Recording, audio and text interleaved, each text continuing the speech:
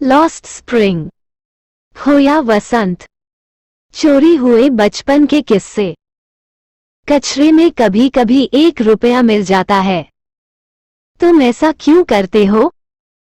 मैं साहिब से पूछता हूँ, जिनसे मैं हर सुबह अपने पड़ोस के कचरे के ढेर में सोने के लिए छानबीन करता हुआ मिलता हूँ। साहिब बहुत पहले अपना घर छोड़ चुके थे। ढाका के हरे भरे खेतों के बीच स्थित उनका घर दूर की याद भी नहीं है। उसकी माँ उसे बताती है कि कई तूफान आए जो उनके खेतों और घरों को बहा ले गए। इसलिए वे उस बड़े शहर में सोने की तलाश में निकल गए जहां वो अब रहता है। मेरे पास करने के लिए और कुछ नहीं है, वह दूर देखते हुए बुदबुदाया।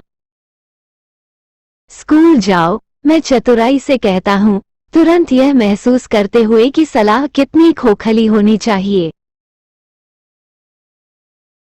मेरे पड़ोस में कोई स्कूल नहीं है। जब वे एक स्कूल बनाएंगे तो मैं जाऊंगा। अगर मैं एक स्कूल शुरू करता हूँ तो क्या तुम आओगे? मैं पूछता हूँ, आधा मजाक कर रहा हूँ। हाँ, वो कहते हैं, मोटे तौर पर मुस्कुराते हुए। कुछ दिनों बाद मैं उसे मेरे पास भागते हुए देखता हूँ। आपकी है? स्कूल के लिए तैयार? उसकी अंधकार में दुनिया के हर कोने में मेरी तरह लाजिमी है। महीनों उसे जानने के बाद मैंने उससे उसका नाम पूछा। साहिब-ए आलम, उन्होंने घोषणा की। वो नहीं जानता कि इसका क्या अर्थ है। यदि वो इसका अर्थ ब्रह्मांड के स्वामी को जानता तो उसे इस पर विश्वास करने में कठिनाई होती। इस बात से अनभिज्ञ कि उसका नाम क्या दर्शाता है, वह अपने दोस्तों के साथ सड़कों पर घूमता है। नंगे पैर लड़कों की एक सेना जो सुबह के पक्षियों की तरह दिखाई देती है और दोपहर को गायब हो जाती है। इन महीनों में मैं उनमें से प्रत्येक को पहचानने लगा हूँ। तुमने चप्पल क्यों नहीं पहनी? मैं एक पूछता हूँ। मेरी माँ ने उन्हें शेल्फ से नीचे नहीं लाया, वो सरलता से उत्तर देता है। अगर उसने किया भी तो वो उन्हें फेंक देगा। एक और जोड़ा जो जूते पहनता है जो मेल नहीं खाता है। जब मैं इस पर टिप्पणी करता हूँ तो वह अपने पैर हिलाते हैं और कुछ नहीं कहते हैं। मुझे जूते चाहिए, एक तीसरा लड़का कहता है जिसने अपने पूरे जीवन में कभी एक जोड़ी नहीं ली। देश भर में घूमते हुए मैंने बच्चों को शहरों में, गांव की सड़कों पर नंगे पैर चलते देखा है। ये पैसे की कमी नहीं है बल्कि नंगे पैर रहने की परंपरा है, इसकी एक व्याख्या है। मुझे आश्चर्य है कि क्या ये गरीबी की एक सतत स्थिति को दूर करने का केवल एक बहाना है। मुझे एक बार उडुपी के एक व्यक्ति की कहानी याद है। एक युवा लड़के के रूप में वो एक पुराने मंदिर के पास स्कूल जाता था, जहां उसके पिता एक पुजारी थे। वह थोड़ी देर मंदिर में रुकते और एक जोड़ी जूते के लिए प्रार्थना करते। 30 साल बाद मैंने उनके शहर और मंदिर का दौरा किया, जो अब वीरानी हवा में डूब गया था। पिछवाड़े में, जहां नए पुजारी रहते थे, लाल और सफेद प्लास्टिक की कुर्सियां थीं। ग्रे यूनिफॉर्म पहने, मोजे और जूते पहने एक जवान लड़का हौंफता हुआ आया और अपना स्कूल बैग एक फोल्डिंग बेड पर फेंक दिया। लड़के को देखते हुए मुझे याद आया कि एक और लड़के ने देवी से प्रार्थना की थी जब उसे अंततः एक जोड़ी जूते मिले थे, मुझे उन्हें कभी खोने न दें। देवी ने उनकी प्रार्थना स्वीकार कर ली थी। पुजारी के बेटे जैसे युवा लड़के अब जूते पहनते थे। लेकिन मेरे पड़ोस में कूड़ा बीनने वालों की तरह कई अन्य लोग निर्वस्त्र रहते हैं। नंगे पांव कूड़ा बीनने वालों से मेरी जान पहचान मुझे सीमापुरी तक ले जाती है, जो कि दिल्ली की परिधि पर एक जगह है जो लाक्षणिक रूप से उससे मीलों दूर है। जो लोग यहाँ रहते हैं वे 1971 में बांग्लादेश से आए स्क्वाटर हैं। साहिब का परिवार उनमें से एक है। सीमापुरी तब एक जंगल था। यह अभी भी है, लेकिन यह अब खाली नहीं है। मिट्टी की संरचनाओं में टिन और तिरपाल की छतों के साथ सीवेज, जल निकासी या बहते पानी से रहित 10,000 कचरा बीनने वाले रहते हैं। वे बिना किसी पहचान के, बिना परमिट के, लेकिन राशन कार्ड के साथ 30 साल से अधिक समय से यहाँ रह रहे हैं, जिससे उनका नाम मतदाता सूची में दर्ज हो जाता है और वे अनाज खरीदने में सक्षम हो जाते हैं। जीवित रहने के लिए पहचान से ज्यादा जरूरी है खाना। अगर दिन के अंत में हम अपने परिवारों को खिला सकते हैं और पेट में दर्द के बिना बिस्तर पर जा सकते हैं, तो हम यहाँ उन खेतों में रहना पसंद करेंगे जहाँ हमें अनाज नहीं मिलता है। फटी साड़ियों में महिलाओं के एक समूह ने कहा जब मैंने उनसे पूछा क्यों उन्होंने हरे भरे खेतों और नदियों की अपनी सुंदर भूमि को छोड़ दिया। जहाँ भी उन्हें भोजन मिलता है वे अपने तंबू गाड़ देते हैं जो ट्रांजिट होम बन जाते हैं। बच्चे उनमें बड़े होते हैं, अस्तित्व में भागीदार बनते हैं। और सीमापुरी में जीवित रहने का मतलब है कचरा बीनना। वर्षों के दौरान इसने ललित कला के अनुपात को प्राप्त कर लिया है। उनके लिए कचरा सोना है। यह उनकी रोजी रोटी है। उनके सिर पर छत है, भले ही वो छत टपकती हो, लेकिन एक बच्चे के लिए यह और भी ज्यादा है। देहात। मुझे कभी कभी 1 रुपया, यहाँ तक कि 10 रुपये का नोट भी मिल जाता है, साहिब कहते हैं। उनकी आंखें चमक रही हैं। जब आपको कचरे के ढेर में चांदी का सिक्का मिल जाता है तो आप खोजना बंद नहीं करते, क्योंकि और मिलने की उम्मीद है। ऐसा लगता है कि बच्चों के लिए कचरे का एक अलग अर्थ होता है जो उनके माता पिता के लिए मायने रखता है। बच्चों के लिए हैरत में लिपटा है, बड़ों के लिए जीने का जरिया है।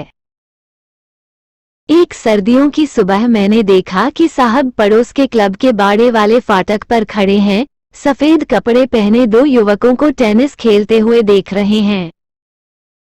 मुझे खेल पसंद है, वो गुनगुनाता है, इसे बाड़ के पीछे खड़ा देखने के लिए संतुष्ट है। अंदर जब कोई नहीं होता है वो स्वीकार करता है। द्वारपाल मुझे स्विंग का उपयोग करने देता है। साहिब ने भी टेनिस के जूते पहने हुए हैं जो उनकी बदरंग शर्ट और शॉर्ट्स पर अजीब लगते हैं। किसी ने उन्हें मुझे दिया, वो एक स्पष्टीकरण के तरीके से कहता है। तथ्य ये है कि वे किसी अमीर लड़के के फेंके हुए जूते हैं, जिसने शायद उनमें से एक में छेद के कारण उन्हें पहनने से मना कर दिया हो। उसे इसकी परवाह नहीं है। नंगे पांव चलने वाले के लिए छेद वाले जूते भी सपना सच होने जैसा होता है। लेकिन जिस खेल को वह इतनी गौर से देख रहा है वह उसकी पहुंच से बाहर है। आज सुबह साहिब दूध की दुकान पर जा रहे हैं। उनके हाथ में स्टील का कनस्तर है। मैं अब सड़क के नीचे एक चाय की दुकान में काम करता हूँ, वह दूर की ओर इशारा करते हुए कहता है। मुझे 800 रुपये और मेरा सारा खाना दिया जाता है। क्या उसे नौकरी पसंद है? मैं पूछता हूँ। मैं देख रहा हूँ कि उनका चेहरा लापरवाह नजर नहीं आया है। स्टील का कनस्तर प्लास्टिक की थैली से भारी लगता है जिसे वो अपने कंधे पर इतने हल्के से धोते हैं। बैग उसका था। कनस्तर उस आदमी का है जो चाय की दुकान का मालिक है। साहिब अब अपने मालिक नहीं रहे। मैं एक कार चलाना चाहता हूँ। मुकेश अपने स्वामी होने पर जोर देता है। मैं एक मोटर मैकेनिक बनूंगा, उन्होंने घोषणा की। क्या आप कारों के बारे में कुछ जानते हैं? मैं पूछता हूँ। मैं कार चलाना सीखूंगा। वो सीधे मेरी आंखों में देखते हुए उत्तर देता है। अपनी चोरियों के लिए प्रसिद्ध फिरोजाबाद शहर में सड़कों की धूल के बीच उसका सपना एक मृगतृष्णा की तरह मंडराता है। फिरोजाबाद में हर दूसरा परिवार चूड़ी बनाने में लगा हुआ है। ये भारत के कान छुड़ाने वाले उद्योग का केंद्र है जहां परिवारों के पास है। ऐसा लगता है कि देश की सभी स्त्रियों के लिए चूड़ियां बना रही हूं। इनमें मुकेश का परिवार भी शामिल है। उनमें से कोई नहीं जानता कि उसके जैसे बच्चों के लिए उच्च तापमान वाली कांच की भट्टियों में बिना हवा और प्रकाश के गंदे कोठरियों में काम करना गैरकानूनी है। कि कानून अगर लागू किया गया तो उसे और उन सभी 20,000 बच्चों को गर्म भट्टियों से बाहर निकाला जा सकता है जहां वे दिन के उजाले में कड़ी मेहनत करते हैं। अक्सर उनकी आंखों की चमक खो जाती है। मुझे घर ले जाने की इच्छा व्यक्त करते हुए मुकेश की आंखों में चमक आ गई, जिसके बारे में वह गर्व से कहते हैं कि इसे फिर से बनाया जा रहा है। हम कूड़े कचरे से भरी बदबूदार गलियों में चलते हैं। अतीत के घर जो टूटी फूटी दीवारों, लड़खड़ाते दरवाजों, बिना खिड़कियों वाले झोपड़ियों में रहते हैं, मनुष्यों और जानवरों के परिवारों के साथ एक आदिम अवस्था में रहते हैं। वो ऐसे ही एक घर के दरवाजे पर रुकता है, लोहे के एक लड़खड़ाते दरवाजे को अपने पैर से पीटता है और धक्का देकर खोल देता है। हम एक आधी अधूरी झोपड़ी में प्रवेश करते हैं।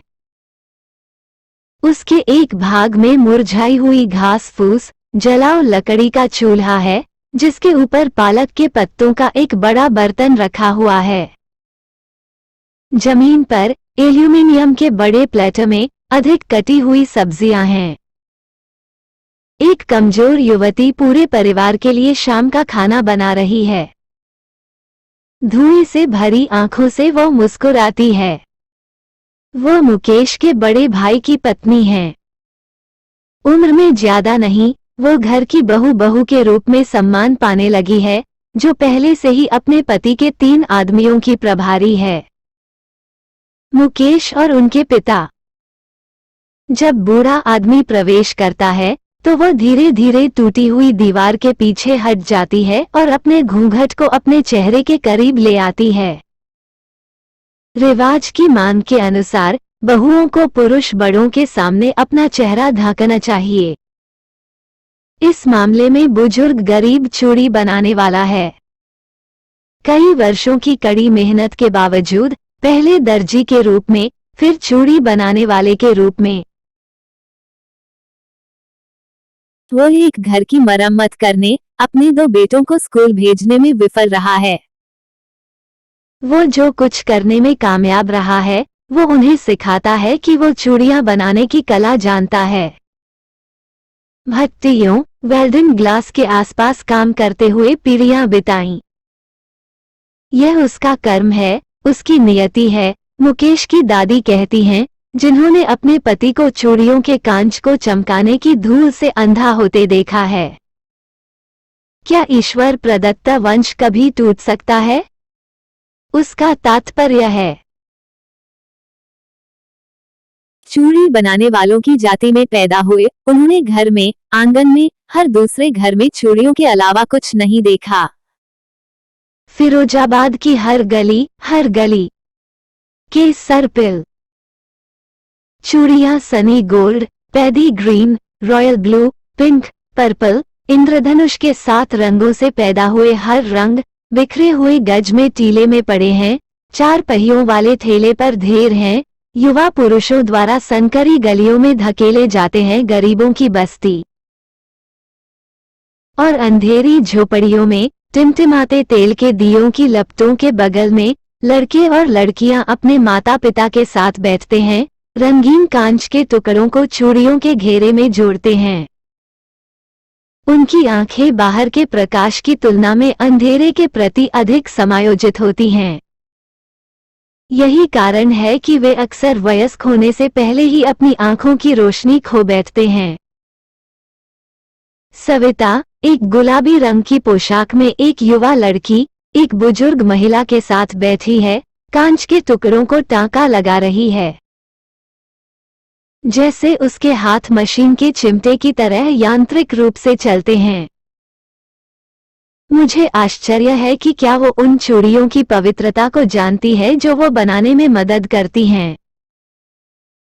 यह एक भारतीय महिला के सुहाग विवाह में शुभता का प्रतीक है। एक दिन अचानक उसका उदय होगा जब उसका सिर लाल घूंघट से लिपटा होगा, उसके हाथ मेहंदी से लाल रंग में रंगे होंगे और उसकी कलाइयों पर लाल चूड़ियां लुढ़की होंगी। फिर वह दुल्हन बनेगी, उसके बगल वाली बूढ़ी औरत की तरह जो कई साल पहले एक हो गई थी। उसकी कलाई में आज भी चूड़ियां हैं, लेकिन उसकी आंखों में रोशनी नहीं है। एक वक्त शेर भर खाना भी नहीं खाया, वो खुशी से भरी आवाज में कहती हैं। उसने अपने पूरे जीवन में एक बार भी भरपेट भोजन का आनंद नहीं लिया है, यही उसने पाया है। उसका पति, जिसकी लंबी लंबी दाढ़ी है, कहता है, मैं चूड़ियों के सिवा कुछ नहीं जानता। मैंने तो बस इतना ही किया है कि परिवार के रहने के लिए एक घर बना दिया है। उसकी बात सुनकर आश्चर्य होता है कि क्या उसने बहुत कुछ हासिल किया है। अपने जीवन काल में विफल रहे हैं। उसके सिर पर छत है। घर घर में चूड़ी बनाने के धंधे के अलावा और कुछ करने के लिए पैसे नहीं होने, खाने के लिए भी पर्याप्त नहीं होने का रोना गूंजता है। युवा पुरुष अपने बड़ों के विलाप को प्रतिध्वनित करते हैं। फिरोजाबाद में ऐसा लगता है समय के साथ थोड़ा सा बदल गया है। वर्षों की दिमाग सुन्न करने वाली मेहनत ने सभी पहल और सपने देखने की क्षमता को मार दिया है। अपने आप को एक सहकारी में व्यवस्थित क्यों नहीं करते? मैं उन नौजवानों के एक समूह से पूछता हूं जो बिचौलियों के दुष्चक्र में पड़ गए हैं, जिन्होंने अपने पिता और पूर्वजों को फंसाया है। भले ही हम संगठित हों, हम ही हैं। जो कुछ अवैध करने के लिए पुलिस द्वारा घसीटा जाएगा, पीटा जाएगा और जेल में घसीटा जाएगा, वे कहते हैं।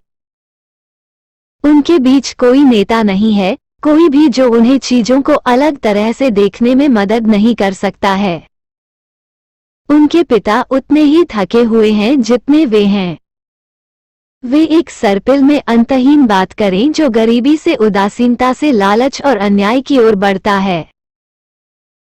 उनकी बातें सुनकर मुझे दो अलग अलग दुनिया दिखाई देती है। एक परिवार जो गरीबी के जाल में फंसा हुआ है, उस जाति के कलंक से बोझिल है जिसमें वे पैदा हुए हैं। दूसरा साहूकारों, बिचौलियों, पुलिसकर्मियों, कानून के रखवालों, नौकरशाहों और राजनेताओं का एक दुष्चक्र। दोनों ने मिलकर बच्चे पर वो बोझ लाद दिया है जिसे वह नीचे नहीं रख सकता। इससे पहले कि वह जागरूक हो, वो इसे स्वाभाविक रूप से अपने पिता के रूप में स्वीकार करता है। कुछ और करने का मतलब हिम्मत करना होगा, और साहस उसके बड़े होने का हिस्सा नहीं है। जब मैं मुकेश में इसकी एक चमक महसूस करता हूं तो मैं खुश हो जाता हूं। मैं एक मोटर मैकेनिक बनना चाहता हूं, वो दोहराता है। वो एक गैराज में जाएगा और सीखेगा, लेकिन गैराज उसके घर से बहुत दूर है। मैं चलूंगा, वो जोर देकर कहते हैं। विमान? वो अचानक चुप हो जाता है। नहीं, वो कहता है, जमीन पर घूर रहा है। उसकी छोटी सी फुसफुसाहट में एक शर्मिंदगी है जो अभी तक अफसोस में नहीं बदली है। वो कारों के सपने देखने में संतुष्ट है जिसे वो सड़कों पर दौड़ता हुआ देखता है। उनके कस्बे के कुछ हवाई जहाज फिरोजाबाद के ऊपर से उड़ान भरते हैं। Thank you, folded hands.